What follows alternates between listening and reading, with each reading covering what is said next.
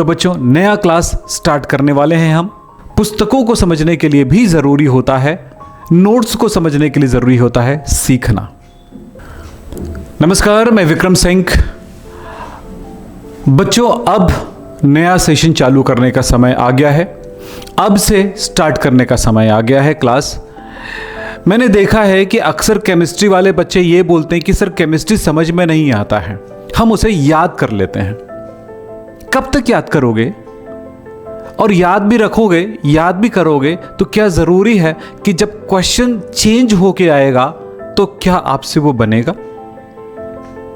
Same topic पर उसके अंदर से कुछ प्रश्न पूछ दिया जाएगा तो क्या उस प्रश्न को समझ पाएंगे? इसलिए जरूरी है समझना, इसीलिए जरूरी है सीखना, इसीलिए जरूरी है प्रैक्टिस करना। तो सबसे पहली बात लेता हूं मैं, सीखना। जब आप सीख जाओगे तो समझ लो कि आप समझ गए, और आप जो भी प्रैक्टिस करोगे वो आपके लिए हमेशा हमेशा के लिए आपके दिमाग में बैठ जाएगा, और उस टॉपिक से रिलेटेड कैसा भी प्रश्न पूछा जाएगा आपसे बनने लगेगा। यहां तक कि शिक्षक जो भी पढ़ाएंगे आपको बात समझ में आने लगेगा। पुस्तक जब पढ़ोगे पुस्तक आपको समझ में आने लग जाएगा। तो पुस्तकों को समझने के लिए भी जरूरी होता है, नोट्स को समझने के लिए जरूरी होता है सीखना। केमिस्ट्री सिखाने के लिए मैं आता हूं, और इसीलिए मैं कहता हूं जब भी सीखो, अगर बड़ी बड़ी चीजें समझ में नहीं आ रही है तो इसका कारण है छोटी बातें। वो बातें जिनको जानने से, वो बातें जिसको हम बेसिक कहते हैं। कई बार हम इसको जीरो लेवल बेसिक भी कह देते हैं। पूरी इंडिया में एक नाम बताया था मैंने कि केमिस्ट्री, प्री केमिस्ट्री या जीरो लेवल केमिस्ट्री के नाम से मैंने कई वीडियोस भी डाले हैं। ये ऐसा पहली बार हुआ था कि जीरो लेवल पढ़ा दिया जाए, ताकि अगर अगला लेवल समझना है या बड़ी बड़ी बातों को समझना है तो उन्हीं से हम निकाल सकें। यानी कुछ चीजें जो दिमाग में रखना है उनको रखें, और उसी से हम पूरी केमिस्ट्री को समझें। तो बच्चों, नया क्लास स्टार्ट करने वाले हैं हम। आप सब मेरे साथ स्टार्ट हो जाओ अगली पढ़ाई के लिए, पूरी पढ़ाई के लिए। अब सवाल आता है कि क्या पढ़ें सर कि हम बहुत अच्छे से समझ पाएंगे। तो मैं सबसे पहले कहता हूं हर बच्चे को आवर्त सारणी याद कर लेने चाहिए। पीरियोडिक टेबल याद रखना ही होगा। अब पीरियोडिक टेबल याद रख के करेंगे क्या? बस याद हो गया फेंक दिए? नहीं भैया, पीरियोडिक टेबल याद रखने के बाद उसका उपयोग जानना होगा। यानी दूसरा कदम होगा उपयोग जानना होगा। क्या उपयोग है? पीरियोडिक टेबल याद है तो आपको पता है कि कौन सा तत्व किस ग्रुप में है, कौन कौन सा एलिमेंट्स किस किस ग्रुप में है। ये ग्रुप से डिसाइड होगा कि उन एलिमेंट्स का गुण क्या है, उसकी प्रॉपर्टीज क्या है, उनके वैलेंसी क्या है, उन तत्वों की अंतिम कोश में कितने इलेक्ट्रॉन है, जिसको कहते हैं लेविस डॉट सिंबल। ये आपको पता चलेगा, और फिर ये पता चल जाएगा कि ये एलिमेंट्स आपस में एक दूसरे के नजदीक आएंगे तो रिएक्शन करेंगे कि नहीं करेंगे। अगर रिएक्शन करते हैं तो क्या बनाएंगे। जैसे Na और Cl है, आपस में मिले तो क्या बनेगा? आप जानते हो NaCl बनेगा। अब कैसे पता? सर हमें याद है। याद से नहीं, आपको पता होना चाहिए कि Na और Cl मिलकर के NaCl ही बनते हैं, Na2Cl नहीं बनता है। NaCl2 क्यों नहीं बनता है? हमें यही पूछना होगा, हमें यह जानना होगा। सोडियम एल्यूमिनियम से रिएक्शन करेगा कि नहीं? अगर करता है तो कैसे करेगा, क्या बनेगा, और नहीं करता है तो क्यों नहीं करेगा। ये छोटी छोटी जानकारी आवर्त सारणी को याद करने के बाद की नेक्स्ट प्रक्रिया है, जिसको भी जीरो लेवल बेसिक केमिस्ट्री में हम आपको पढ़ाते हैं। तो ये हुआ। अब सवाल आता है कि रिएक्शन की, मतलब एलिमेंट्स रिएक्शन करके क्या बनाएगा। सेकंड बातें आती हैं कि इलेक्ट्रॉनिक विन्यास, इलेक्ट्रॉनिक कॉन्फ़िगरेशन। इलेक्ट्रॉनिक कॉन्फ़िगरेशन, तो इलेक्ट्रॉनिक कॉन्फ़िगरेशन कैसे करते हैं? 1s2, 2s2, 2p6 इस टाइप का एक प्रकार हुआ। दूसरा होता है 2, 8, 6 इस टाइप का। तो समझना यह होगा कि एक्चुअली जानना है 1s2, 2s2, 2p6 वाला सिस्टम, समझ रहे हैं, जिसको ऑर्बिटल वाले कह सकते हैं, आधुनिक इलेक्ट्रॉनिक विन्यास कह सकते हैं। यह जानना सबसे पहले जरूरी है। इसको सीखना जरूरी है बड़ी गहराई से। आप Fe का इलेक्ट्रॉनिक विन्यास निकालने आता है, यानी आयरन का। आयरन का दो प्रकार के आयन होते हैं, पहला Fe2+, दूसरा Fe3+। अब आप Fe2+ का कैसे बनाएंगे, Fe3+ का कैसे बनाएंगे, Cl का कैसे बनाएंगे, Cl- का कैसे बनाएंगे, यह भी जानना और सीखना जरूरी है। इन तत्वों के बाहरी कोश में कितने इलेक्ट्रॉन होते हैं और उनकी वैलेंसी कैसे ज्ञात की जाती है, इलेक्ट्रॉनिक विन्यास कैसे ज्ञात किया जाता है, और उसके साथ साथ वो एलिमेंट्स क्या वैलेंसी लेकर के क्या क्या बनाएगा, इसके बारे में भी जानकारी। अब इसके बाद आता है फॉर्मूला बनाना, सूत्रों को बनाना। Ferric sulphate, ferrous sulphate, ferric nitrate, ferrous nitrate, ferric chloride, ferrous chloride, ऐसे ही हजारों कंपाउंड्स के नाम। ये भी बेसिक पॉइंट है, क्योंकि जब आप टीचर के सामने खड़े हो और उन्होंने कहा ferric sulphate, ferric thiocyanide, ferric नाइट्रोपोसाइड, कुछ भी बोला जा रहा है, आपके दिमाग में आना चाहिए इसका फॉर्मूला ये है, ये है, ये है, कटाकट कटाकट कटाकट। यस, ये तो होता है पहला कदम केमिस्ट्री का। इसी में अगला कदम होता है कि पेरियोडिसिटी, जिसको आवर्तिता कहते हैं। आवर्त सारणी में एलिमेंट्स अरेंज हैं। लिथियम के नीचे सोडियम है। लिथियम के बारे में पता है तो सोडियम के बारे में भी आपको बहुत सारी जानकारी अवेलेबल हो जाती है, जैसे परमाणु आकार क्या होगा, एटॉमिक साइज या एटॉमिक रेडियस, आयनन ऊर्जा, इलेक्ट्रॉन गेन एंथैल्पी यानी इलेक्ट्रॉन बंधुता, इलेक्ट्रॉन लब्धि ऊर्जा भी कह सकते हैं, विद्युत धनात्मकता, विद्युत ऋणात्मकता, इन सब के बारे में हमें बेसिक जानकारी कलेक्ट करना होगा। फिर उसके बाद हमें और भी आगे कुछ बातों की तरफ जाने होंगे। IUPAC नामकरण एक बेसिक चीज है। यह नहीं कि हमारा कोर्स में जिस दिन आएगा उस दिन टीचर पढ़ाएंगे तब हम जाके करेंगे, क्योंकि अगर किसी भी पदार्थ के बारे में बात कर रहे हैं तो उसका IUPAC नामकरण के बारे में भी बात करते हैं। ये भी आपको जानना जरूरी है। तो बच्चों, इस बारे में बिल्कुल ध्यान रखें कि आपको आना चाहिए सब कुछ जिसकी जरूरत आपको है। उसके बाद फिर चैप्टर 1 का पहला लेक्चर, जो उस चैप्टर का इंट्रोडक्शन है, वो पता होना चाहिए। मैं तो कहूंगा इससे पहले भी आपको पता होना चाहिए कि आपका सिलेबस क्या है। एक बार सिलेबस चेक कर लें, और वो सिलेबस का जो फाइल पेपर होता है ना, उसका एक फोटो प्रिंट निकाल करके अपने स्टडी रूम में लगा दें, और जो जो टॉपिक होते जाता है उसको टिक लगाते जाएं, तो पता चलेगा कि आपने इनको इनको इनको इनको आपने पढ़ लिए हैं। प्रैक्टिस करेंगे, सेकंड टिक लगाना, फिर रिवीजन करेंगे, थर्ड टिक लगाना, फिर उसके बाद लास्ट रिवीजन करेंगे, फोर्थ टिक लगाना, और अपना टेस्ट लेंगे तो टी वाला टी लगा देना, T1, T2, T3 टेस्ट उस चैप्टर से रिलेटेड। इस तरह से वो जो सिलेबस का पेपर आपने जो लगाया है, वो सिलेबस का पेपर आपको बताएगा कि आपने किस जगह पे कितनी प्रैक्टिस किए हैं। फिर फाइनल देखिएगा, पहला तो कदम यही होगा कि जो मैं पढ़ाऊंगा, जो चीजें मैं सिखाऊंगा, उसको आप अच्छे से सीखते हुए आगे बढ़ेंगे। दूसरा कदम यह होगा, जब स्कूल जाएंगे आप दो लोगों से टकराते हो। पहला, आपके शिक्षक जब पढ़ाएंगे तो वो बातें एक एक चीजें क्लियर समझ में आते जाएगा, चाहे वो अच्छा पढ़ाएं या खराब पढ़ाएं। सही पढ़ाएंगे, आपके दिमाग एकदम सटीकता से कहेगा बहुत अच्छे समझ में आया। लेकिन जब आप कुछ गलतियां हो गई या कुछ ऐसे चलो काम चलाओ पढ़ा दिए, तो आपको लगेगा कि यार इन्होंने काम चलाओ पढ़ाया है, मैं तो इसे अच्छा जानता हूं। आपका दिल कहेगा, दिखाने की जरूरत नहीं है। दूसरा व्यक्ति है आपके दोस्त। अपने दोस्तों के बीच आपका एक अपना नाम होगा, अपना एक पोजीशन होगा, और दूसरी बात, आपके दोस्त आपसे पूछेंगे कि यार ये तुमने कैसे समझा, तो उनको समझाओगे, आपका एक रेपुटेशन बनेगा, आत्मविश्वास बढ़ेगा।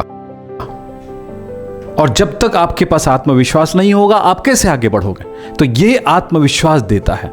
और फिर जब एग्जाम का टाइम आएगा तो वही आत्मविश्वास आपको हारने नहीं देगा, आपको कमजोर पड़ने नहीं देगा। इस तरह से आप में क्वालिटी बढ़ती जाएगी, बढ़ती जाएगी, बढ़ती जाएगी। और देखिएगा, आप में जो सपने हैं ना, कुछ बच्चे डॉक्टर बनना चाहते हैं, कुछ बच्चे इंजीनियर बनना चाहते हैं। सब दोनों में, डॉक्टरी और इंजीनियरिंग में बहुत सारे ब्रांच है, आपको पता है, जो बनना चाहते हैं और कुछ और बनना चाहते हैं किसी और फील्ड से, वो आप जरूर बनेंगे। तो बात मैंने कहा, आपको बात समझ में आई होगी मैंने क्या क्या कहा है आपको।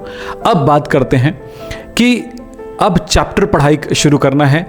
तो सबसे पहले हम किसी भी चैप्टर को पढ़ाते हैं तो पहला काम करते हैं, उस चैप्टर का जो बेसिक होता है वो पढ़ाते हैं। यानी बेसिक मतलब जिस चीज को पढ़ लेंगे, जान लेंगे, तो वो चैप्टर आपको इजीली समझ में आने लगेगा। हो सकता है 1 या 2 दिन का जो फर्स्ट लेक्चर होता है वो आपको उस चैप्टर के बेसिक के लिए होता है। फिर अगला लेक्चर चालू होता है उस चैप्टर का पहला टॉपिक, फिर उसके बाद अगला टॉपिक, अगला topic, topic topic topic topic, फिर लास्ट फाइनल होता है। फाइनल होने के बाद हम उसके एमसीक्यूज कराएंगे, क्वेश्चंस बताएंगे, आपको होमवर्क देंगे, उन होमवर्क को आपको बना के लाना है। ये सारी बातें मैं इसलिए कह रहा हूं कि मैं जानता हूं कि जब इस तरह से बच्चों को पढ़ाता हूं तो वो टॉपर ही निकलते हैं। और दूसरी बात, टॉपर तब निकलते हैं जब वो बच्चा खुद पढ़ता भी है घर में जाके। यानी मेरे से 1 घंटा पढ़ा, 1 से 1.5 घंटा उन्होंने पढ़ा, और वो बच्चा ज़्यादा बेहतर कर पाता है जो किसी पीडीएफ की तुलना में डायरेक्ट जो क्लास में हम पढ़ा रहे होते हैं, लिखा रहे होते हैं, उसको वो नोट करता है, क्योंकि वो हमारी बातों को सुनते हुए नोट कर रहा है, हमारी बातों को समझते हुए नोट कर रहा है, तो उनका नोट्स जो है सबसे सुपर बनता है। और वीडियो कैसे पढ़ा जाता है इसके बारे में एक ही बात है, आप पेन और कॉपी उठाइए, जब टीचर पढ़ा रहे वीडियो सामने रखिए, अभी पुस्तक मत खोलिए, कोई परेशानी नहीं, क्योंकि पुस्तक खोलोगे थोड़ा सा कंफ्यूज हो गए। तो हमारी बातें आपके तरफ होना चाहिए। यह आपको लगता है कि आप पॉज प्ले करके करते हैं तो फिर कोई बात नहीं है, पुस्तक खोल सकते हैं, लेकिन नॉर्मली आप पुस्तक ना खोलें, पुस्तक बाद में करें। जब हमारी पढ़ाई हो जाए, जब आप रिवीजन कर जाएं, उसके बाद आप पुस्तक खोलें। यानी 3 स्टेप होता है, हमारे द्वारा पढ़ाया गया, दूसरा हमारे द्वारा पढ़ाई गई बातों को रिवीजन किया, यानी हमारी पढ़ाई को एक बार और पढ़ना है, फिर उसके बाद तीसरी बारी आती है, पुस्तक खोलिए और जो जो पढ़ा है उसमें लिखा है उनको आप पढ़ के देखिए, एक एक बातें आपको समझ में आएगा उस पुस्तक से। यह करना बहुत जरूरी है। तो आपको समझ में आया होगा कि कैसे पढ़ाई शुरू करना है और कैसे आगे बढ़ना है। और जो ऑब्जेक्टिव या सब्जेक्टिव क्वेश्चंस दिए जाएंगे उनको अपनी तरफ से प्रयास करना है, अपने नॉलेज से, अपने ज्ञान से, अपने रिसर्च से उसका आंसर दे सके। इंतजार मत करिए कि सर क्या आंसर देने वाले हैं, और यह भी नहीं कि सर मैं तो आंसर दे ही नहीं पा रहा हूं, फिर आपके पढ़ाने का क्या मतलब है। बेटा एक बात हमेशा याद रखना, अगर आप 11th में हो या आप 12th में हो, 11th में आते हो तो 11th से पहले आपने सिर्फ रट के पास हुए होगे, या 12th में हो तो इससे पहले भी रट के ही पास हुए होगे, तो फिर आपको थोड़ा समय लगेगा किसी चीज को समझने और सीखने में। लेकिन अगर आप शुरू से सीखते समझते हुए आगे बढ़ते आ रहे हो तो आपने अपनी पढ़ाई बहुत अच्छा रखे हैं, अपनी समझ को बेहतर रखे हैं, और आप एक अच्छे स्टूडेंट की तरह पढ़ाई किए हैं, तो आपको चीजें लगभग तुरंत आंसर देने की आप में काबिलियत आ जाएगी। ये हमेशा आप जानते होंगे, आपकी क्लास में हर बच्चा टॉपर नहीं होता, एक बच्चा अचानक बहुत बड़ा टॉपर में निकल जाता है। क्यों? क्योंकि वो ऐसे ही मेहनत करता है। और अब आपकी बारी है, आपको बनना है टॉपर, आपको बनना है बेहतर, आपको बनना है समझदार, आपको बनना है सबसे सुपर। तो इसके लिए क्या करना होगा? मेरे साथ रहिए शुरू से अंत तक। शुरू में 4 दिन रहे, फिर गायब हो गए, फिर उसके बाद 8वें 10वें दिन आए, सर आप समझाते हो समझ में नहीं आ रहा है। तो पहले जो 4 दिन समझ में आया, उसके बाद गैप करने के बाद जब आए और आपको समझ में नहीं आ रहा है, तो इसका यह मतलब नहीं कि मेरे समझाने में गड़बड़ी है, आपके किस बारे में, आपकी कंटिन्यूटी में गलती है। आप कंटिन्यू नहीं हो, आप रेगुलर नहीं हो, आप लगातार पढ़ने वाले स्टूडेंट नहीं हो, तब ये जो बीच में कटता है ना, वो बिगाड़ देता है। बोले सर कभी बीमार पड़ जाते हैं, कहीं जाना पड़ जाता है, कहीं कुछ करना पड़ जाता है। भैया आपकी क्लास मोबाइल में आती है, और जब क्लास मोबाइल में आती है तो कोई चीज़ छूटता नहीं है, टूटता नहीं है। आप कहीं भी रहिए, आप हॉस्पिटल में भी बैठे हैं, कितनों भी बीमार, तो वीडियो खोल के आप पढ़ सकते हो। एक बार में नहीं समझ में आया, दोबारा खोल के सकते। अरे देखने की क्षमता मतलब उस जगह पे आपको लगता है थकान लग रहा है, अरे साइड में रखिए, हम बोलते जा रहे हैं, उससे सुनते हुए आप आगे बढ़ सकते हो। फिर जब आप फिर से रिकवर हो जाओगे तो फिर क्या करोगे, फिर उन्हीं चीज़ों को, उन वीडियोस को फिर आगे बढ़ना है। ये नहीं कि अब 10वां लेक्चर चालू होने वाला है तो आप डायरेक्ट 10वें को पढ़िए, नहीं नहीं नहीं, ऐसा कभी मत करिएगा। हम एक सिस्टम बनाते हैं जिस सिस्टम के आधार पर आपको वो एक एक चीज़ें समझ में आने लगती है। यानी ये सोच लो कि आपको पढ़ाने का एक ऑर्डर है, एक क्रम है, उस क्रम में पढ़ेंगे, अच्छे से सीखेंगे। एजुकेशनल एक्सपर्ट होते हैं, वो एक्सपर्ट भी इसी आधार पर आपके लिए कोर्स बनाता है ताकि आप उन चीज़ों को सीखते हुए आगे बढ़ सकें। कुछ बातें मैंने जो कहा उस पर ध्यान दीजिएगा। और एक बात, अगर आप हमारे साथ स्पेशली YouTube के साथ जुड़े रहना चाहते हो, जुड़िए, कोई परेशानी नहीं है, लेकिन हाँ, बाधा मत पहुंचाइए अपनी पढ़ाई में कभी भी। और मैंने कहा एक बात और कि अगर आपको लगता है कि आप बेहतरीन पढ़ना चाहते हैं, एकदम देखना सिस्टमेटिक तरीके से पढ़ना चाहते हैं, प्रीमियम क्लासेस के साथ पढ़ना चाहते हैं, किसी तरह का कोई ऐड ना हो, किसी तरह की कोई डिस्टर्ब ना हो, तो बिल्कुल सिंपल सा इस नीचे नंबर लिखा हुआ, इस नंबर पर मुझे कॉल कर सकते हैं। मेरे क्लास मिलेगा आपको विक्रम हैप केमिस्ट्री में। विक्रम हैप केमिस्ट्री मेरा ऐप है, प्ले स्टोर में जा करके आप उसे इंस्टॉल कर सकते हैं। आप हमें व्हाट्सअप कर सकते हैं, अगर ज्वाइन करना चाहते हैं तो व्हाट्सअप कर सकते हैं, फ़ोन कर सकते हैं। कुछ फ्री वीडियोस भी आपको मिल जाएंगे। और एक बात और, शुरुआत से पढ़ेंगे ना तो बात समझ में आएगी, बस इतना ही कहूँगा। तो आज इतनी बात कहूँगा। हमारा इस साल का कोर्स है, इस साल का बैच है क्रांति बैच। आपको इस वाले वीडियो का रेफरेंस दे करके आप कुछ डिस्काउंट भी ले सकेंगे। आप फ़ोन करिए, बात करिए मैडम से, वो कुछ डिस्काउंट भी दे देंगी।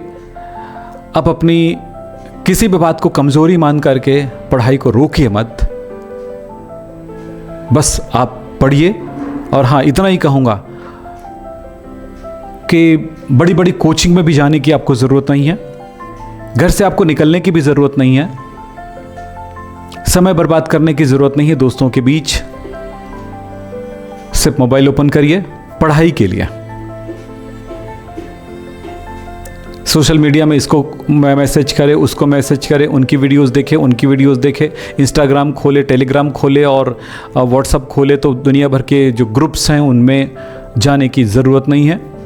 आप सीधा सीधा वीडियो खोलिए हमारी और पढ़ाई करिए। आप समय बचाइए, क्योंकि अब जो आपका समय है बहुत ही अनमोल है। समय का पूरा सदुपयोग करिए, बहुत ज़रूरी है। तो फिर मिलेंगे हम क्लास में, तब तक के लिए नमस्कार, धन्यवाद, थैंक यू।